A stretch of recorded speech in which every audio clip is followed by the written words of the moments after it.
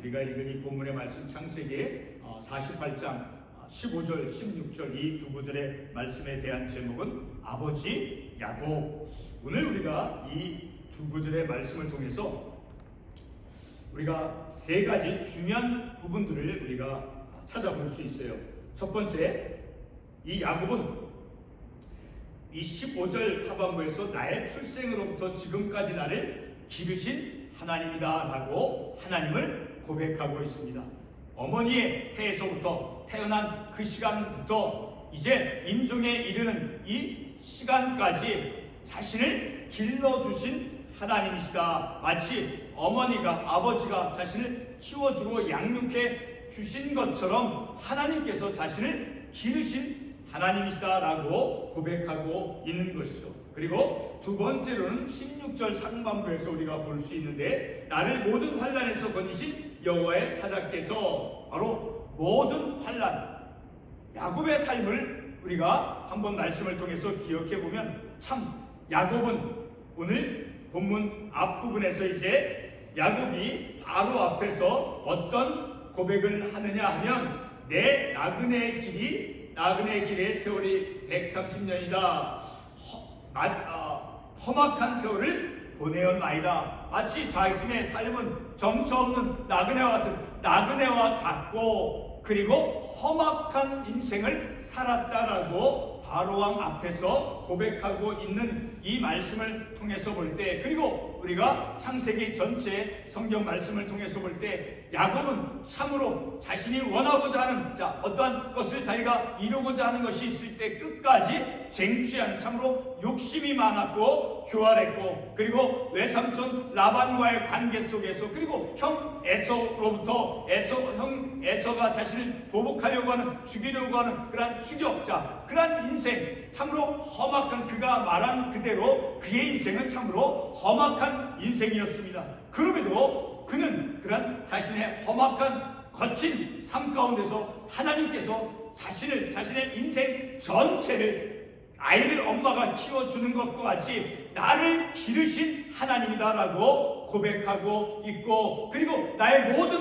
환난 가운데서, 어려움 가운데서 자신을 건져내주신, 지켜내주신, 구원해주신 하나님이시다라고 하나님을 고백하고 있죠. 그리고 세 번째로는 이제 요셉의 자녀들을 이제 야곱이 축복해 주는데, 그들을 향해서 이렇게 축복하죠. 16절 하반부에 이들이 세상에서 번식되게 하시길 원하나이다. 그 자손들이 마치 창세기 1장 28절 말씀에서 하나님께서 아담과 하와를 지으시고 그들에게 생육하고 번성하라 라고 말씀하신 것처럼, 바로 그런 하나님께서 그 아담과 하와를 지으시고 그들에게 이제 생육하고 번성하라라고 말씀하신 것과 같이, 이 야곱은 오늘 이 본문의 말씀에서 자신의 아들 요셉의 자녀들에게 이제 그와 같이 하나님께서 아담과 하와를 지으시고 그들에게 말씀하신 것과 같이, 하나님의 뜻과 같이 야곱은 그의 자손들을 축복해 주었다는, 다시 말하면 하나님의 그 뜻, 하나님의 말씀과 같이 하나님의 뜻과 일치하게 그는 자신의 욕심대로가 아니라 하나님께서 해주신, 하나님께서 하신 것과 같이 하나님의 뜻대로 이제 그의 자손들을 축복해 주었다는 거죠. 우리도 가정 속에서 우리가 지나온 삶을 돌이켜볼 때 우리의 뜻대로, 내 욕심대로 우리가 자녀들에게 어떤 길을, 성공적인 길을 가라, 그렇게 우리가 축복했던 그런 경우가 있었죠. 그렇죠? 그러나 오늘 본문의 말씀에서 아버지 야곱은 이제 그의 후손에게, 자손들에게 하나님의 방식, 하나님의 뜻대로 그들을 축복해 주었다라는 것이죠. 오늘 우리가 이러한 말씀을 통해서 이제 아버지 야곱, 참 제가 말씀을 드렸지만 야곱은 거친 삶을 살았어요.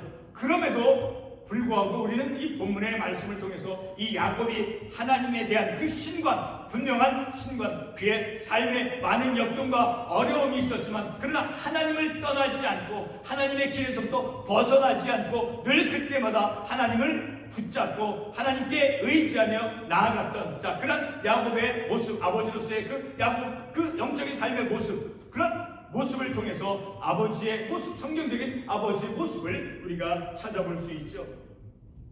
오늘은 Father's Day라고 하죠. 그렇죠? 아버지의 날. 그래서 우리가 아버지의 날 주일로 우리가 예배를 드리고 또 하나님 말씀을 상고하고 있죠. 이곳에서 아버지의 날 Father's Day는 1914년 이곳 미국의 윌슨 대통령 때 이제 마더스 데이가 인정받고, 그리고 그 이후에 60년이 지난 후인 1972년에 이제 닉슨 대통령 때 공식적으로 인정을 받았다고 합니다. 그래서 이날이 되면, 파더스 데이가 되면 이제 이곳 초등학교에서는 아버지에게 편지나 시 등을 써서 아버지의 은혜에 감사함을 전하도록 가르치죠.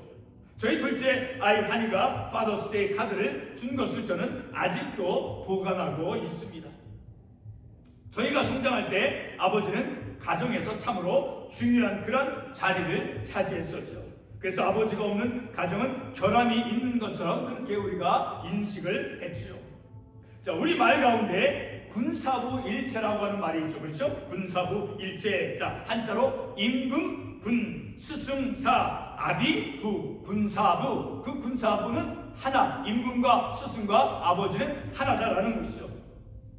그러니까 임금은 바로 우리 자신, 나 자신을 다스려주는 그런 사람이죠. 임금.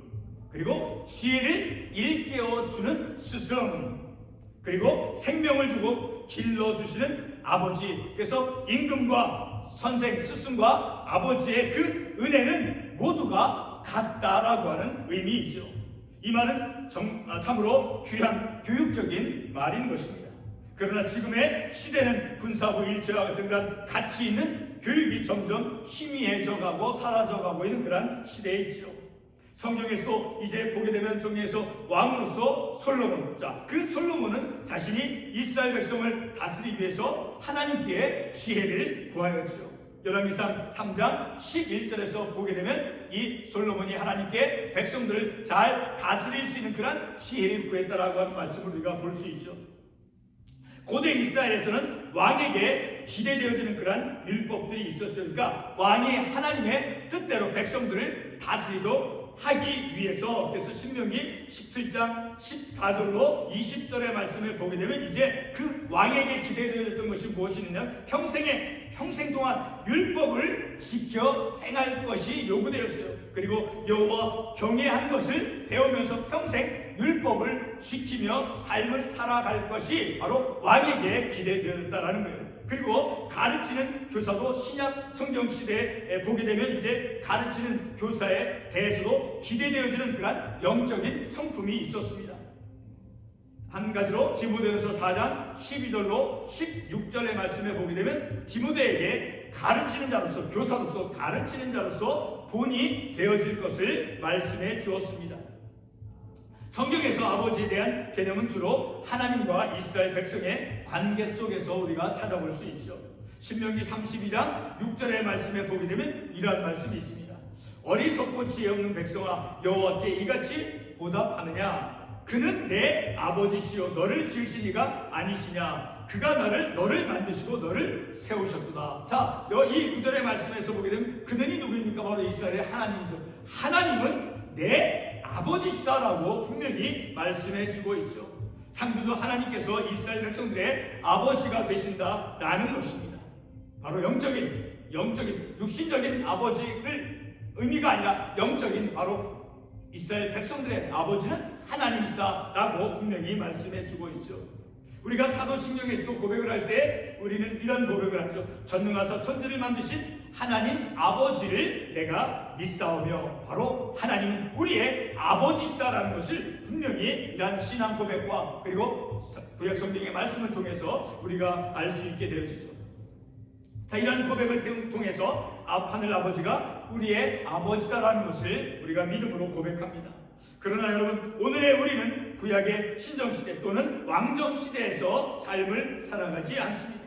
육신의 아버지를 이 땅에서 섬기며 삶을 살아가죠. 그러므로 우리 성도들의 삶에서 육신의 아버지와의 삶은 피할 수가 없으며 근본적인 것이죠. 그런데 여러분, 우리는 세상의 삶의 방식으로 삶을 살아가는 삶이 아니라 성경 말씀, 구약성경, 신약성경 66권 그 하나님의 말씀을 우리의 삶의 표준으로 삼아서 우리가 삶을 살아가는 그리스도인들이죠. 오늘 본문의 야곱은 우리 그리스도인들에게 아버지가 가진 영적 권위가 무엇인가를 우리로 하여금 알게 해줍니다. 잠깐 우리 이웃의 가정 모습을 떠올려 보고자 합니다. 우리가 사는 아파트에는 그 앞집을 보게 되면 중학교 정도의 아들 하나와 그리고 엄마가 삽니다. 그리고 또 옆집에는 어린 한 3, 4살 정도의 아이 하나와 엄마가 삽니다. 그리고 밑에 층에도 한 4, 5살 정도의 아이 하나와 엄마가 삽니다. 또한 바로 밑에 층에는 이혼하여서 혼자 사는 30대 정도의 그런 청년이 삶을 살아갑니다. 아버지가 없이 삶을 살아가는 그런 가정을 우리는 이웃을 통해서 쉽게 볼 수 있습니다. 성경에서 아담과 하와를 남편과 아내로 부부로 세워주셨고, 그리고 가정의 구성이 어떻게 되어지는가를 보여주고, 그리고 가정을 하나님께서 세워주셨지요. 창세기 2장 24절 말씀은 가정의 모습을 보여주는 말씀이죠. 그 구절 제가 읽겠습니다. 이러므로 남자가 부모를 떠나 그의 아내와 합하여 둘이 한 몸을 이룰지로다. 자, 이 말씀을 통해서 볼 때 아내와 남편, 곧 어머니와 아버지가 가정의 기본 구조이죠. 그러나 현대 많은 가정은 아버지가 부재한 그런 가정의 모습을 볼 수 있습니다. 이와 같은 세상에서 우리는 어떤 아버지 상을 우리가 찾아야겠습니까? 성경 말씀을 믿는 그리스도인으로서 우리는 성경적인 아버지 상을 찾는 것이 이 시대에 우리에게 주어진 영적인 과업인 것입니다. 본문에 야곱은 12명의 아들과 그리고 1명의 딸을 둔 그 디나라고 하는 그 딸, 그 다음에 12명의 아들을 둔, 그리고 4명의 아내를 둔, 부인을 두었던 그런 한 가정의 아버지였습니다. 그의 삶 가운데 딸 디나가 이제 강간당한 사건이 있었죠. 그리고 흉년이 들어서 애국으로 이제 아들들을 보내서 곡식을 얻게 하는 그런 사건들을 통해서, 또한 그가 야곱이 젊었을 때 형 에서와의 복수 관계, 그리고 외삼촌 라반과의 틀어진 관계 등 그런 관계를 통해서 볼 때 그는 참으로 거친 삶을, 거친 인생을 살아왔습니다. 이러한 야곱은 바로 왕 앞에서 자신의 긴 삶을 나그네와 같다라고 이제 비유하여 험악한 세월을 살았다고 말하였습니다. 거친 인생, 어떤 모습이 구체적인 모습입니까? 제가 조금 전에도 말씀을 드렸듯이 외삼촌과의 그 관계, 틀어진 관계, 그리고 형 에서와의 그 쫓기는 관계를 통해서 야곱은 참으로 근심이 많고 염려가 많았던, 그 불안했던 그러한 인생, 그런 거친 인생을 살아온 아버지 야곱입니다.